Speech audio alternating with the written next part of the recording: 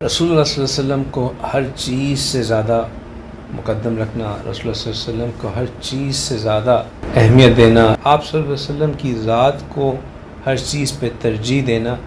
یہ ہمارے دین کا حصہ ہے، بلکہ ہمارے دین کی ریکوائرمنٹ ہے، ہمارے ایمان کے کامل ہونے کے لیے شرط ہے۔ آپ صلی اللہ علیہ وسلم کو ہر چیز پہ ترجیح دینے کا مطلب کیا ہے کہ جو چیز آپ صلی اللہ علیہ وسلم نے کی اس کو ہم کریں، اور جس چیز سے آپ صلی اللہ علیہ وسلم نے روکا اس چیز سے ہم رک جائیں۔ جس چیز کو جس طرح نبی پاک صلی اللہ علیہ وسلم نے کیا اسی طریقے سے ہم کرنے کی کوشش کریں، اور جس چیز سے نبی پاک صلی اللہ علیہ وسلم نے اس کو نہیں کیا اس کو ہماری زندگی کا حصہ بھی نہ آئے۔ جیسا کہ اللہ سبحانہ تعالیٰ نے قرآن پاک میں حکم فرمایا کہ وَمَا آتَاكُمُ الرَّسُولُ فَخُذُوهُ، کہ جو چیز تمہیں رسول اللہ صلی اللہ علیہ وسلم دیں اس کو پکڑ لو، وَمَا نَهَاكُمْ عَنْهُ، اور جس چیز سے وہ تمہیں روکیں فَانْتَهُوا، اس چیز سے تم رک جاؤ، اس چیز سے اس کو چھوڑ دو۔ تو ہم بھی اپنی زندگی میں غور کریں کہ کیا ہم نے نبی پاک صلی اللہ علیہ وسلم کی پریفرنسز کو، نبی پاک صلی اللہ علیہ وسلم کی دی ہوئی چیزوں کو، نبی صلی اللہ علیہ وسلم کی بتائی ہوئی تعلیمات کو اس حد تک اہمیت دی ہے کہ آپ صلی اللہ علیہ وسلم کی سنت ہماری طبیعت کا حصہ بن گئے۔ مقام یہ ہے کہ آپ صلی اللہ علیہ وسلم کی سنت ہماری طبیعت کا حصہ بن جائے، آپ صلی اللہ علیہ وسلم کی جو تعلیمات تھیں وہ ہماری زندگی میں اس قدر راجع ہوں کہ وہ ہماری زندگی میں آٹومیٹکلی ریفلیکٹ ہو رہی ہوں، ہمیں سوچنا نہ پڑ رہا ہو کہ کیا یہ کام سنت کے مطابق ہے کہ نہیں، طبیعت کا حصہ بن چکی ہوں۔ اور جو چیزیں آپ صلی اللہ علیہ وسلم کو، جن چیزوں سے کراہت تھی، جن چیزوں کو آپ صلی اللہ علیہ وسلم ناگوار پسند فرماتے تھے، وہ چیزیں ہماری طبیعت میں ان کی وجہ سے ناگواری ہو، وہ چیزیں ہمیں بری لگتی ہیں، یعنی کہ ہماری طبیعت جو ہے وہ شریعت کے احکامات کے مطابق بن جائے، احکامات شریعہ جو ہے وہ ہماری احکامات طبیعہ کے مطابق ہو جائے۔ سنت پہ عمل کرنا کا مطلب یہ ہے کہ ہم اس بات کو جان لیں کہ آپ صلی اللہ علیہ وسلم کی زندگی جو ہے وہ ہمارے لیے ایک جامع نمونہ ہے۔ اب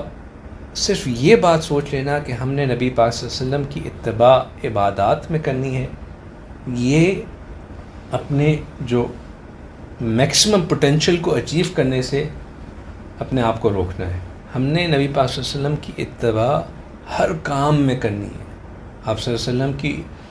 حیات طیبہ، آپ صلی اللہ علیہ وسلم کی عادات، آپ صلی اللہ علیہ وسلم کی عادات مبارکہ، آپ صلی اللہ علیہ وسلم کی تعلیمات، آپ صلی اللہ علیہ وسلم کی جو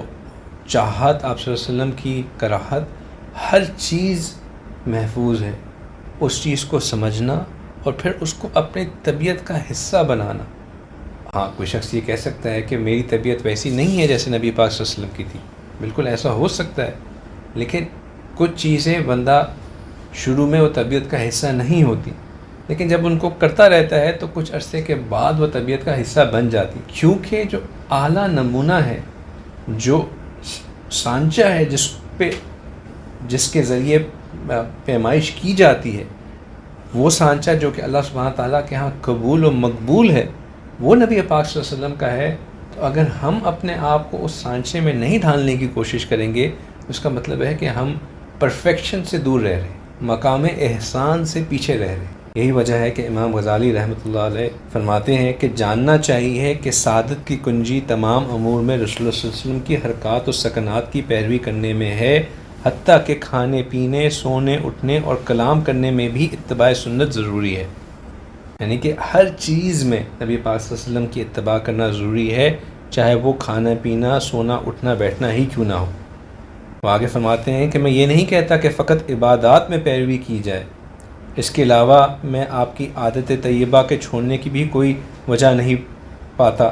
بلکہ تمام عادات و احوال میں اتباع کرنے سے ہی سنت میں کمال حاصل ہوتا ہے۔ تمام عبادات اور عادات میں اتباع کرنے سے ہی کمال حاصل ہوتا ہے۔ آپ آگے مزید فرماتے ہیں کہ پس سنت کی اتباع تم پر لازم ہے، جب تم پجامہ پہنو تو بیٹھ کر پہنو، امامہ کھڑے ہو کر باندھو، جوتا پاؤں میں پہنو تو پہلے دائیں پاؤں میں پہنو۔ یہ سب کی سب چھوٹی چھوٹی چیزیں جو ہیں یہ اتباع سنت کے کمال تک پہنچنے کا حصہ ہیں۔ اب امام غزالی رحمۃ اللہ علیہ کے یہ جو ارشادات ہیں یہ عبادت کے متعلق تو نہیں ہے، یہ تو آپ صلی اللہ علیہ وسلم کی عادات و شمائل کے مطابق ہیں، اور اسی کو اپنی نفس کو اتنا رسول صلی اللہ علیہ وسلم کے تابع کر دینا کہ ہماری جو سانس ہے وہ بھی رسول صلی اللہ علیہ وسلم کے تابع ہو جائے، یہی کمال کی اصل ہے۔